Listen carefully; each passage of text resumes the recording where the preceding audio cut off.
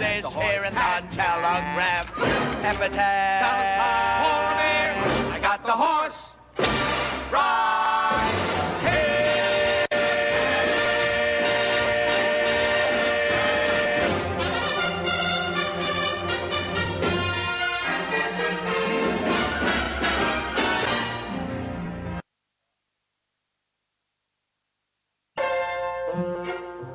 Hello, everyone, and welcome to another edition of Handicappers Corner. I'm Mike Heads, and along with Drew Forrester, we're going to go through the Friday, June 22nd races at Hastings. A little bit of rain in the forecast. It's currently raining right now, and just started raining here in Vancouver. It's been a while since we had a fast track at Hastings, which is a bit of a disappointment, but it's coming one of these days. Maybe July will be good to us.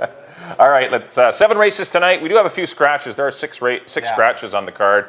We did have some big fields, but a couple of them have been hurt by some scratches. Let's head to the first half of the double. Try to see if we can get you some winners.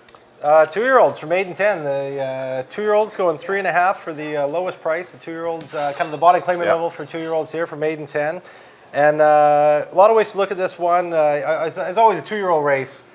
Not much form on him, but I did go with the horse that did have some form on him, the 2, Poogie, who ran in a maiden special weight here. Got beat by probably a couple of the nicer 2-year-olds on the ground, and Bridge Jumper and Pineapple. Drops in now, like I say, kind of for the bottom level for 2-year-olds. Sylvia Gregory does a good job. This horse worked in 35 and 4, 2 works ago. So looks like he's got enough speed to, for 3.5. He should be right in the mix. He picks up the red hot Enrique Gonzalez. Yeah, he's going good. That going kid. Really good. So I took Poogie on top. The second spot, I have Faderality out of the always dangerous in the 2-year-old, especially always dangerous, but especially the 2-year-old races. Troy Taylor barn. Some nice works. Looks like it should be fit enough. I like the outside post it gets. Nice draw on the outside. And the horse I went to third is even the one just outside of that, into the clouds out of the Greg Tracy barn. Another barn that's been, 2-year-olds have been very dangerous this year. So that's me, 2, 8, 9. Yeah, I see it the same way, Drew, except I've gone to the 9 on top. I'm going to try the Greg Tracy runner, Philly by Storm Victory, drawn outside. And as you mentioned, the Greg Tracy runners, he's very good at getting horses ready to the races. They win early, his 2-year-olds. They're very professional. They leave the gate well, and it's a nice draw for a debuting 2-year-old as well. So I'm going to try the 9 horse into the clouds. I put the Troy Taylor runner, Faderality, the 8 horse in for second, as you mentioned, for all the same reasons. Excellent connections. They do a lot of groundwork with the 2-year-olds, and they're always very professional. And I put Poogie, the 2 horse, in for third, just coming out of that live Bridge Jumper race. At least he was running against some decent, or she was running against some decent, the best 2-year-olds pretty much on the grounds, and now she drops in for 10,000. And has a race too. Yeah, and we should note that the 3 Nana-Mac is scratched. Just in the first race, number 3 Nana-Mac is scratched. So we both agree on the 2, 8, and 9, but I'm going to go a little different. I'm going to go 9, 8, and 2 in the Friday opener. On to the second race. We do have some maidens here. BC bred maidens. 5,000 is the claiming price. 6.5 furlongs will be the distance. I'm going to go to the 5 horse Waif. I'm going to give her another chance. Didn't get the best of trips at all last time. You'll note the comments there, 3 and 4 wide. She took the worst of it against some slow fractions. Tressica, the 4 horse, did finish ahead of her, but I think she'll be able to reverse things tonight, and I like Waif to win it, just on a better trip angle. It moves inside, just a better draw than she had last time. And I put Tressica in for second, and the 6 Fuchsia, who woke up and ran a good one, first run off the claim, going in blinkers. That seemed to move her up quite a bit. She was running on well at the end of that race, and once again, there was no pace that race, so for her to be passing horses was pretty impressive. So I think the contention's in the middle. I've gone 5, 4, and 6. I kind of took a flyer in here. I went to the 7 horse, Sweet Little Sheila, because I thought there was a great race last time against Hillingdon. If Hillingdon was in this race, she'd be an extremely heavy favorite. She battled hard, and Hillingdon ended up drawing away from her. But I think she kind of woke up a little bit. Owned by a good friend of the show, Mr. Don Adams. We'll give Don a plug there. So I do like Sweet Little Sheila. I had Tressica. I was kind of battling back and forth. Tressica ran a huge race last time. Her form had kind of been struggling, and then she runs a big race. I'm worried she just might regress a little bit off that huge effort. So I have her in second spot. And in third spot, I have Fuchsia, as you mentioned, out of the Terry Clyde barn that's starting to put it together. Gets leading rider Amadeo Perez. A lot of things to like there. So it's 7, 4, and 6 for me. On to the third. On to the third. Maiden special weight, optional 40 for 3-year-olds and up. And another pretty contentious race here. This is a race you could... No standout. Yeah, no standout. Race you might want to go a few deep. I ended up taking Slotwani. Am I saying that Latwani, right? close Latwani. enough. Latwani. I don't know if the T's It's a silent silent. T on the Yeah, front no, there. Juan It's, Laura. He's always got those crazy names. No friend of the announcers, No. Juan Laura. One of the reasons I really like this horse is that race against High End Man last time. High End Man come back and run a monster race good last second, weekend. optional Really 50. good second in that optional 50. He's obviously a really nice horse. Could turn out to be one of the better 3-year-olds here at Hastings. And the Wayland Jack, the other horse that beat him, came back and won a long race, maiden special weight too. So both horses that beat him in that race have come back and won. So that's why I went with him. So I got Tolani on top, Latwani. Okay, on to the next one. On to the next one. I want to say him again. There's another one. Because I'm going to get confused. There's another one that I mispronounced the name last time. Titled Nobility. Was with Tim McCann in the Bay. Came up here, first start for maiden special weight, ran a monster race. Just missed. He had a little bit of a break in between those races and a ship and everything, and getting used to Hastings race course. Ran a monster race, just got beat. He looks probably like the horse to beat in here. I have him in the second spot though. And in the third spot I have a newcomer for the Dino Condolinios barn. The Swift Thoroughbreds went out and purchased some horses off of Darley. One of them shows up in here, Double It. Kind of a wild card in this race. Yeah, why not? Take a shot. Yeah, not really sure. The interesting thing that I noticed about him is Darley ran him 3 times, always at a mile or over. And his breeding seems to say a lot of speed, for sprinting. He's got a 4:01 Tomlinson for the distance. He worked at 49-3, so I'll take a flyer on him. I put him in the third spot. It's 8-4-2 for me. Yeah, it's not the toughest maiden special weight race, Yeah. and he's been running against some pretty nice horses out east. So maybe he'll take to the Hastings Oval. We'll see. I went to the 4 Titled Nobility. Good run to Timeless Storm, as you mentioned. First run off of shipping and coming in from Northern California. I thought it was a big effort. Just missed in a tough photo. Since come back to work well. Definitely a good draw. Should be either on the lead or sitting off of Latoani. So it was 4 and 8 for me. Yeah, and I put the 7 Green Dude. They were all together last time. Yeah. I put Green Dude in for third, but that's the way I see it. I went 4, 8, and 7 in the third.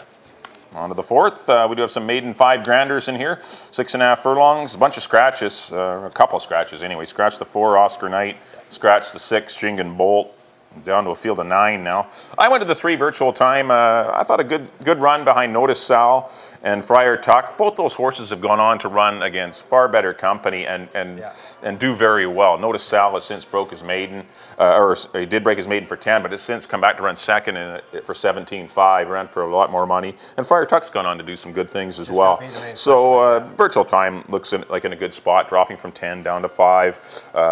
I think he's the one to beat. The 10 horse, Mr. Sandman, is I think the one I'm most worried about if you're going to stand alone with the 3 horse Virtual Time. Mr. Sandman has some speed. Kind of was pinned down on the inside last time. He's also exiting a pretty good race. That Chapel Boy won. Mr. Majestic came back to win for 20 grand out of that race, and second, and came back to run very well. And he too has come back to work well. Fernando Perez rides. So 3 and 10 for me were the top 2 horses. Then I think it drops down a bit. I put the 8 Dick Stein in for third. Just the barn's been going well. Works are a little big gaps between the works, but at least he's shown some ability. The son of second in command, so I put him in for third. I went 3, 10, and 8. I'm right with you. I love Virtual Time in here. I think he's probably the best horse. Yeah. Have him on top. I do have Mr. Sandman in third. I put Dick Stein in second because of John Snowbarn. As you say, it's going good. Going well. Him and Gonzalez doing really well together. And I Mr. Sandman in for third just because he keeps dropping and he's getting closer, but I'm not sure if he's exactly put everything together yet. So I have him in the third spot. So it's 3, 8, and 10 for me. And on to the third race, a 3 and up. Fifth race, sorry. Did I say the third? Yeah, that's right. I'm looking at the 3 and up. Claiming 5,000 non-winners of the year for boys, going 3.5 our regular sprint, or Friday night sprint here at Hastings. And I went to the 3. You're not going to get much of a price on this horse. No. Battle of Hastings. He's kind of a specialist at this distance, probably the toughest horse at Hastings going this distance now. He's won 2 in a row. The condition just squeaked him in. So I got Battle of Hastings on top. In the second spot, I put an interesting one out of the Troy Taylor barn, Mr. Collaborator. This is a horse that, as a 3-year-old here last year, was super competitive in 17.5, $25,000 level. He seemed to win every time they let him over there. He got beat once. So I have him in second. He showed some good early pace in fractions in Portland this winter. Took him down to Santa Anita, so he's been off for a while, but he does have a good early foot, so I think that puts him in this race. And in the third spot, I put a horse shipping in from Seattle, Fresh Mangold. Another one that has showed good lick early on, I should say. 3 starts back at Portland Meadows, he went in 21.45. That puts him right in the mix here, and he ended up winning that day. So fresh blood here. He gets leading rider Amadeo Perez for Robbie Bays, who Shipped up quite a few this weekend. He does. He's got a bunch in this weekend. Good for Robbie Bays, helping support the local scene. So I have him in third spot. It's 3, 4, and 7 for me. I like the 3 horses well. Battle of Hastings, no secret. The horse is very fast and will definitely be the horse to beat. The one horse that might be a little bit of a stranger is the 1 Slickster. I put him in the mix. He had an outside draw last time, got hung out wide going 2 turns. Shortens up to 3.5. I think he's fast enough to maybe hold the rail. We'll see, but he's very quick as well. And Frank's very good at getting horses out of the gate. And he's been riding this horse quite often throughout his career as Frank Fuentes on Slickster. So I put this horse in for second and Mr. Collaborator in for third. To me, it's a 3. I think it's the 3, 1, and 4. I think those are your 3 horses. And I don't mind your Fresh Mangold for the superfectas as well, the 7 horse. On to the 6th race. We do have some $7,500 older runners here to go 6.5 furlongs. Once again, the scratch bug got us in this one. Scratch the 1, Out of the Clouds. Scratch the 4, A Lasting Peace. And scratch the 9, Emancipated. So scratch the 1, 4, and 9 out of the 6th race. So we're down to field of 6 now. I like the 3 One Zone Accord. I kind of picked them before the scratches. There was a little bit more speed in the race. A Lasting Peace was in there and Emancipated, so it looked like it was going to be a wild pace. And I still think the fractions are going to be honest enough. Hopefully we can catch Prince in 10 on an off day and maybe win it. So I'm going to try One Zone Accord, the 3 horse, to defeat the 5, Prince in 10. Those 2 look like the best to me. I put the 60s Victor in for third. He's run some good races this spring, and he's an honest hide for Brian O'Connell. He's got a lot of run out of him his last 5 or 6 starts, so give him a look as well. But I do like One Zone Accord. I think he gets set up, and I put Prince in 10, the obvious horse, in for second, so I went 3, 5, 6. I just flip-flopped your top 2. I thought Prince in 10 is just too tough in here. Excuse me. He's obviously, the class of the race, so I have him on top. I do really like One Zone Accord. I had him in second spot. I had Emancipated in third spot, so he's a scratch. I'll probably put Aberfeldy in for my third spot. He's a hard-knocking old guy. I've always liked Aberfeldy. He comes back off a claim, recently claimed by Nancy Betts. He might even get the lead maybe to himself. So he'll take it as far as he can, but I think he's in too tough against Prince in 10. One Zone Accord, but I will put number 8, Aberfeldy, in for third. So it's 5, 3, and 8 now for me. And on to the nightcap. Mile and a 16th. Mile and a 16th. Non-winners of the year for 5 for 3-year-olds and upwards. And I went to the one, another one out of the Greg Tracy barn, Tease the Tiger. A guy who's been absolutely knocking on the door at this level all year long. 3 runner-ups. 3 runner-up efforts in this one. One of them just by a nose. The natural progression of these races is they do get a little softer as you go along, so I think tonight's his turn to cash in. The one that worries me is Cannon Cool, the 8 horse. He looks really tough in here too. He just got beat in neck last time by A Lasting Peace. On I believe that was on a Friday night too. Yep, wasn't that was it? a couple 3 weeks ago. Yep. Nasty wet Friday night, so he could get the same conditions here tonight. And in the third spot, a horse will be closing late, Mo Power.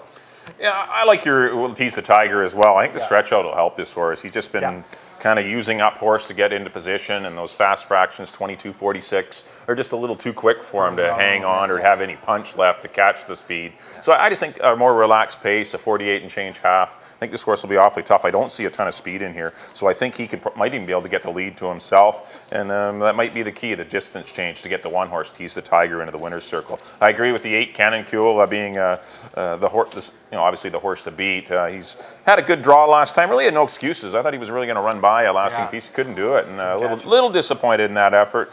And now he moves outside, so things could be a little trickier for him, but I definitely have to respect Cannon Cool at this level. And I put the 3 Great Prince, speaking of respecting, and of course with it raining right now, he's got he's got the soupy track that he likes, and Pedro knows him very well. Don't expect him to leave the rail. I bet you Great Prince will just try the old rail trip again, and we'll see if he can do it. But I went 1, 8, and 3 to close out the Friday night program. Well, that'll do it for our analysis, and just so we can recap the picks. Next up on screen will be our slate of my picks. They'll come up first. There you are.